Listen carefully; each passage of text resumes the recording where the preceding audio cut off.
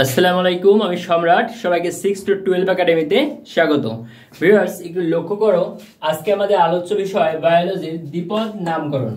Viewers, এই দ্বিপদ নামকরণের জনক হলো বিজ্ঞানী ক্যারোলাস লিনিয়াস। দ্বিপদ নামকরণ ভিউয়ার্স একটু লক্ষ্য করো, বৈজ্ঞানিক নামের দুইটি অংশ থাকে। এই বৈজ্ঞানিক নামের যে দুইটা অংশ থাকে এটাই মূলত দ্বিপদ নাম, যেটা বৈজ্ঞানিক নাম হিসেবে ব্যবহৃত হয়ে থাকে।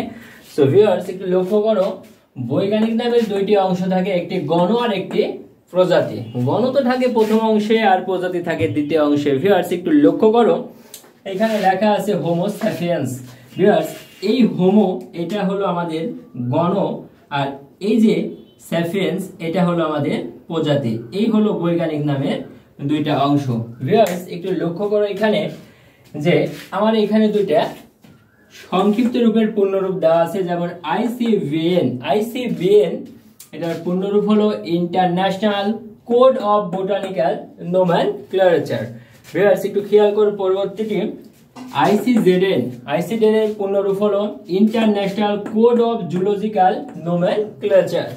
ভিউয়ার্স, একটু লক্ষ্য করো এখানে 1753 সালে সুইডিশ প্রকৃতিবিজ্ঞানী ক্যারোলাস লিনিয়াস স্পেসিস প্লেন্টিরাম নামক বইটি প্রকাশ করেন, যেখানে জীবের বৈজ্ঞানিক নাম অর্থাৎ দ্বিপদ নামকরণ সম্বন্ধে বর্ণনা করা হয়ে থাকে। ভিউয়ার্স, একটু লক্ষ্য করো, এখানে আমরা বলেছি যে বৈজ্ঞানিক নামের দুইটা অংশ থাকে, একটা গণ আর একটা প্রজাতি।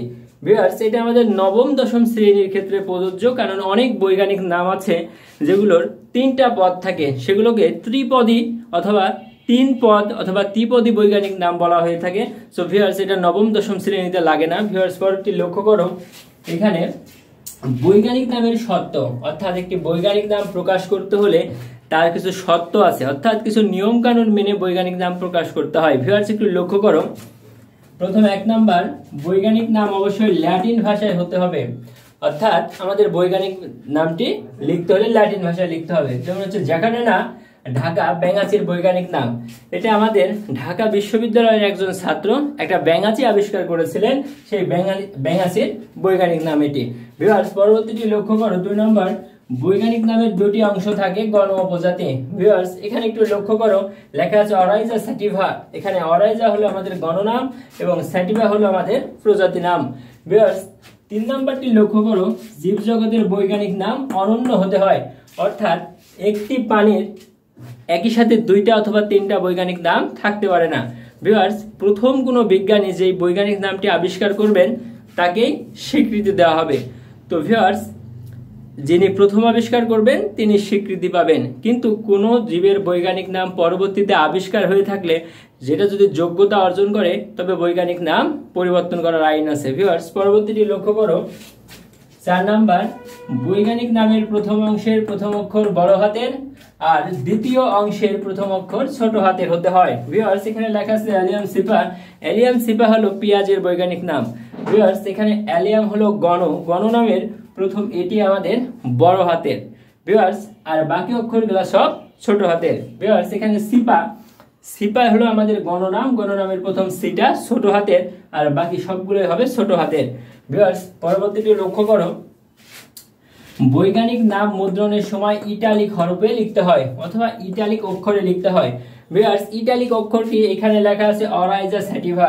ভিউয়ার্স, এই যে এখানে জেড এর নিচে, এ এর নিচে, এস এর নিচে, টি এর নিচে, ভি এর নিচে এবং এ এর নিচে এবং উপরে যে হালকা একটু বাঁকা করা আছে এগুলোই হলো আমাদের ইটালিক হরফ। ভিউয়ার্স, একটু লক্ষ্য করো, আমরা ইংরেজিতে যেমন নিয়ম করে আমরা টি লিখি, এই গোড়াটা একটু বাঁকিয়ে দিলে এটা আমাদের ইটালিক হরফ হয়ে যায়। ভিউয়ার্স, তো পরবর্তীটি লক্ষ্য করো, হাতে লেখার সময় বৈজ্ঞানিক নামের গণ ও প্রজাতির নিচে আলাদা আলাদা ভাবে দাগ দিতে হয়। ক্যাটলা এটি হলো রুই মাছের বৈজ্ঞানিক নাম।